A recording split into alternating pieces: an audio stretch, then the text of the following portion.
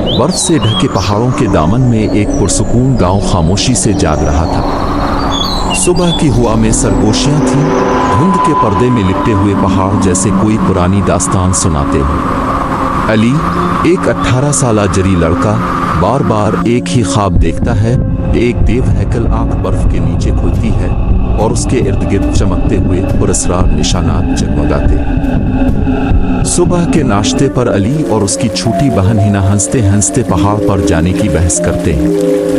हिना ज़हीन और निडर है, जबकि अली बेचैन और तजस्सुस से भरा हुआ। उनकी हंसी के पीछे एक खामोश दर्द छुपा है, उनके खोए हुए वालिद का राज। रात को बुजुर्ग उन्हें आग के गिर्द बैठाकर हकीकत बताते हैं। उनके वालिद कई साल पहले इसी मनहूस चोटी पर चढ़ते हुए लापता हो गए थे। जब इनका जिक्र आता है, आग की लिपटें साए बनाती हैं। इसी रात अली और हिना खामोशी से गांव से निकलते हैं। उनके हाथों में मशलें हैं और उनके कदम बर्फ पर निशान छोड़ते हैं। अचानक एक जोरदार बर्फानी तोदा गिरता है। हिना अली को बचाते हुए इस पर झक जाती है और दोनों बर्फ में दफन हो जाते हैं। किसी तरह बच निकलने के बाद वो पहाड़ की एक चट्टान में तराशे गए पुराने मंदिर तक पहुंचते हैं। अंदर कदीम नकूश रोशनी में चमकने लगते हैं। मंदिर के गहरे हिस्से में वो एक देव की मानिंद बर्फ में जमा हुआ मुजस्समा देखते हैं, जिसका एक हाथ बाहर निकला होता है और चेहरा आधा छुपा होता है। जब हिना एक चमकते हुए निशान को छूती है, रोशनी बर्फ के अंदर दौड़ती है।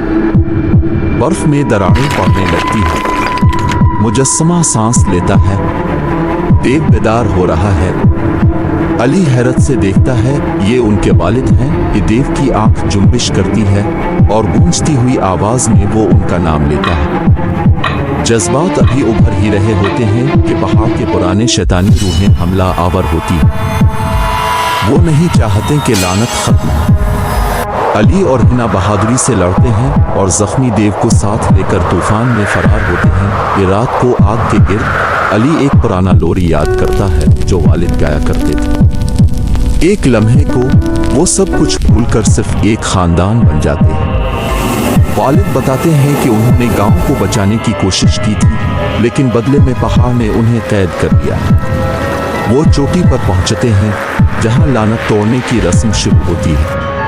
रूहें दोबारा हमला आवर होती हैं। अली लड़ता है, जबकि हिना अपनी रोशनी से दायरा मुकम्मल करती है। वो कुर्बानी देती है, रोशनी में बदल कर लानत तोड़ देती है। पहाड़ की बर्फ पिघलती है। मुजस्समा टूटता है। देव गायब हो जाता है और उसकी जगह एक इंसान खड़ा होता है, उनके वालिद, जो अब आज़ाद है। तीनों वापस गांव आते हैं। चोटी अब खामोश है और हुआ जो कभी सरगोशियां करती थी, अब उम्मीद का नगमा गाती है।